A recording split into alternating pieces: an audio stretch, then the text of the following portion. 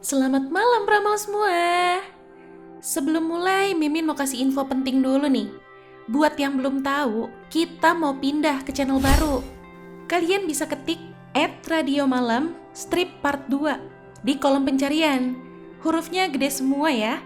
Kalau kurang jelas, info lengkapnya ada di post channel kita kok. Bisa cek di sana. Film yang bakal kita tonton hari ini judulnya Deep Sea Mutant Snake. Nyeritain tentang ular mutan raksasa hasil eksperimen gagal yang kini jadi penjaga laut dalam. Wah, Mimin suka nih yang ular gede-gede begini. Oke, sebelum lanjut ke alur cerita lengkapnya, boleh dong klik tombol subscribe-nya dulu, gratis kok. Kalau udah, yuk langsung aja kita ke alur ceritanya. Scene ini dibuka di sebuah lab milik perusahaan farmasi terkenal, Case Medical Group, yang ada di pulau terpencil ini. Mereka lagi ngejalanin eksperimen ilegal ke ular buat nyiptain serum regenerasi sel. Tapi eksperimennya bisa dibilang gagal. Banyak ular yang mati selama percobaan. Bahkan ada salah satu ular yang malah jadi mutan. Kuat, ganas, dan jadi gede banget. Bos He, perwakilan dari perusahaan, datang. Marah-marah dia, nyuruh musnahin ular mutannya. Gak bisa dong. Dibakar juga gak mempan. Ularnya malah makin ngamuk. Gak cuma itu, tuh ular juga seakan kayak merintahin ular-ular lain buat ikut nyerang. Jahatnya perusahaan ini, pekerja-pekerja di labnya tuh harus dibun-bun, biar gak ada yang ngebocorin rahasia mereka. Tapi tentara bayaran yang nembakin juga diserang, pada tewas.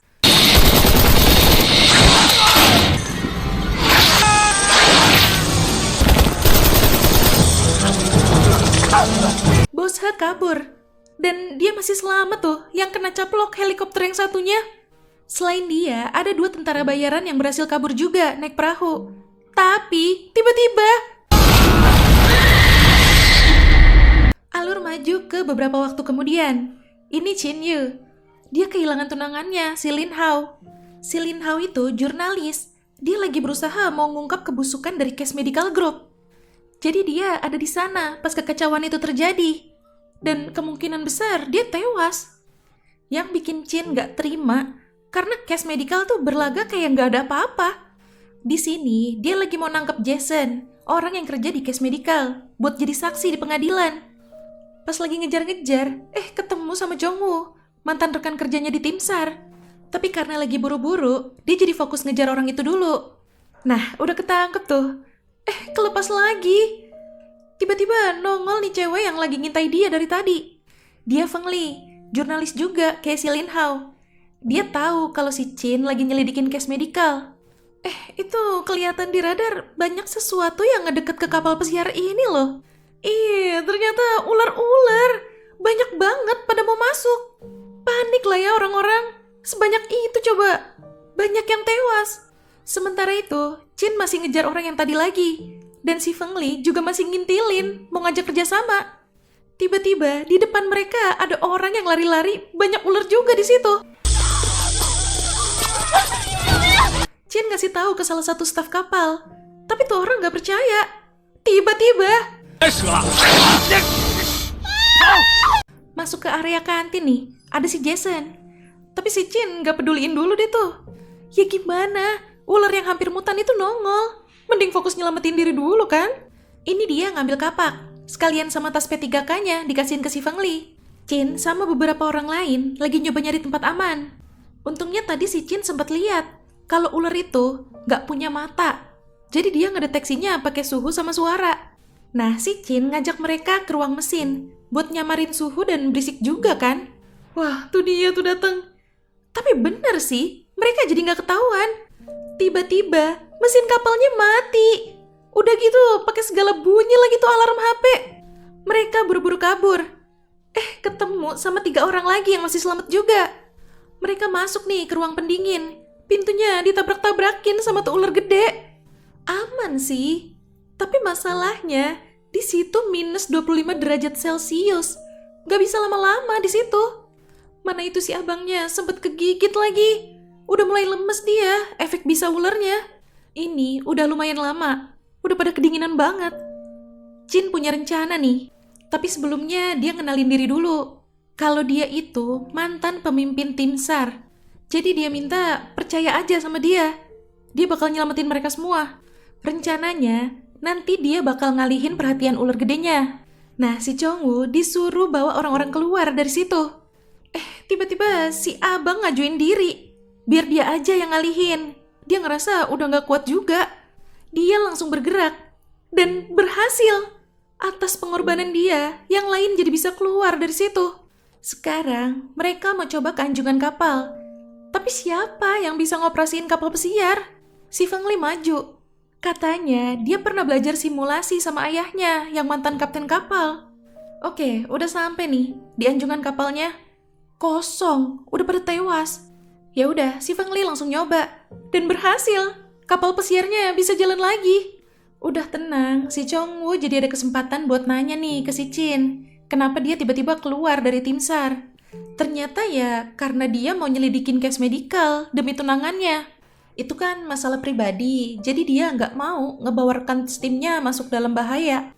Ini Feng Li ngasih tahu. Di radar kelihatan kayak ada pulau di depan mereka. Tiba-tiba kapalnya nabrak sesuatu. Mesin kapalnya juga jadi mati lagi. Chin, Chongwoo sama Jason keluar mau ngecek. Taunya itu si ular mutan. Kapal pesiarnya dililit sama dia. Mereka harus buru-buru keluar dari situ. Chin nyuruh Chongwoo nyelamatin orang-orang pakai perahu karet darurat. Sementara dia mau ngejalanin rencana yang lain dulu.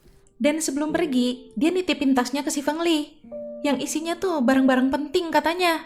Kalau amit-amit dia nggak selamat, Feng Li disuruh nyerahin barang-barang itu ke pengadilan. Ternyata rencana lainnya tuh dia mau ngeledakin kapal pesiar ini. Saluran gas dibocor-bocorin.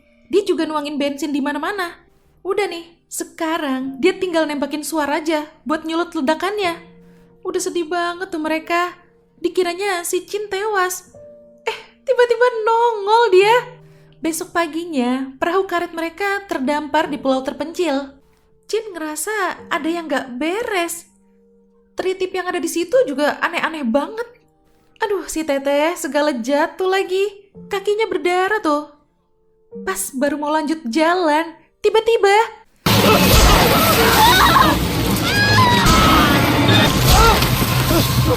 tritip-tritip itu cuma nyerang kalau ada darah. Jadi yang lain masih aman. Ini mereka nemuin kayak bekas barak militer gitu. Lumayan jadi dapat senjata. Ada radio juga sih. Tapi sayang gak dapet sinyal. Harus ke tempat yang tinggi deh kayaknya. Sambil jalan, Jason bilang ke si Chin kalau dia mau bersaksi di pengadilan. Ya sebagai balas budi kali ya. Udah diselamatin terus kan dia sama si Chin.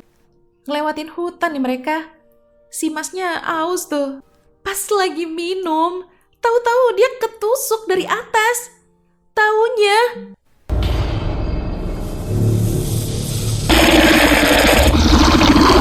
itu kaki laba-laba, gede banget, di atas mereka loh.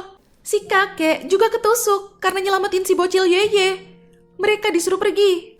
Pas dia ditarik, dia sempat ngelepasin pin granat yang tadi dia temuin. Duar. Tapi nggak mati loh itu monster laba-labanya. Kabur doang. Ini mereka sampai di bekas lab case medical yang udah terbengkalai itu. Ngeliat keadaan labnya, bisa disimpulin kalau mereka sengaja mau nutupin ini semua. Karena kan hewan sama tumbuhan di pulau ini juga mutan karena terkontaminasi dari sini. Itu si Om Gondrong abis roaming. Dan dia nemuin pintu buat ke bawah tanah. Di lorong bawah situ, ada satu ruangan yang isinya persediaan makanan sama minuman. Akhirnya ya, mereka kan belum makan tuh seharian. Malam itu Chin kebangun, ngeliat si Om Gondrong kok nggak ada. Dia cari tuh. Ternyata dia diam-diam nyelinap ke salah satu ruangan. Terus ngambil buku yang isinya tentang eksperimen ularnya itu. Ini si Chin sampai di ujung lorong. Banyak kabut asap gitu. Gak kelihatan apa-apa. Kedengeran kayak ada suara desisan ular. Tiba-tiba untung Chongwoo datang, langsung ngedorong dia. Tapi pahanya si Chongwoo gak sengaja jadi ketusuk pisaunya si Chin. Gak bisa kabur. Akhirnya dia dicaplok sama tuh ular mutan. Abis itu tuh ular ngejar Chin. Udah deket banget. Untung gak muat tuh. Chin selamat, balik yang lain. Dan pas banget tim penyelamat ngejawab sinyal radio mereka. Tapi pas mau ngasih tahu kalau di pulau ini bahaya, sinyalnya keburu hilang lagi. Satu-satunya cara, mereka harus ngebun-bun ular mutan itu dulu sebelum tim penyelamat datang. Oke, semua setuju? Ya udah, Chin langsung nyusun rencananya nih. Jadi, tuh ular mutan mau dipancing ke tebing. Nanti tinggal dijatuhin aja deh tuh ke tritip mutan. Abis itu semua langsung pada siap-siap. Ini si Om Gondrong tiba-tiba mau nyerang si Chin. Di situ dia baru ngaku kalau dia Dokter Chi, ilmuwan yang bikin eksperimen ularnya. Katanya ular mutan itu karya agungnya dia. Makanya dia nggak mau kalau ularnya mati. Dan ternyata juga dia waktu itu ngubah arah kapal pesiarnya biar mengarah ke pulau ini. Katanya biar mereka semua bisa ketemu sama mahakaryanya itu. Wah, kayaknya udah gelo dia gara-gara proyeknya dihentiin gitu aja sama Case Medical. Ular mutannya udah dateng tuh. Si Jason langsung mancing ularnya. Nah, udah nongol tuh ular di belakang si Dokter Chi. Nggak nyadar dia. Ya udah, ditinggal sama Chin. Akhirnya dia tewas dicaplok sama mahakaryanya sendiri. Chin lari, mancing tuh ular biar ngejar dia ke arah tebing. Dan berhasil, tuh ular mutan jatuh. Sementara Chin berhasil nembakin tali ke dinding tebing. Nggak pakai lama, tritip-tritip mutan yang ada di situ langsung nyerang si ular mutan. Di akhir scene, cuma mereka berlima yang selamat. Dan itu kelihatan di kejauhan kapal tim penyelamat juga udah mau sampai. Oh ya, setelah dikumpulin semua bukti-bukti, pengadilan akhirnya ngejatuhin hukuman buat Case Medical Group. Nggak cuma itu, si Bos He juga ditangkap dan dijatuhin hukuman berat. Ya, itu tadi alur cerita dari film Deep Sea Mutant Snake. Seru juga nih alur cerita filmnya. Kalau menurut kalian gimana? Komen-komen di bawah ya. Oke Pramal, jangan lupa ya follow Instagram kita @radiomalam.id. Sampai jumpa di ulasan alur cerita selanjutnya. Selamat malam.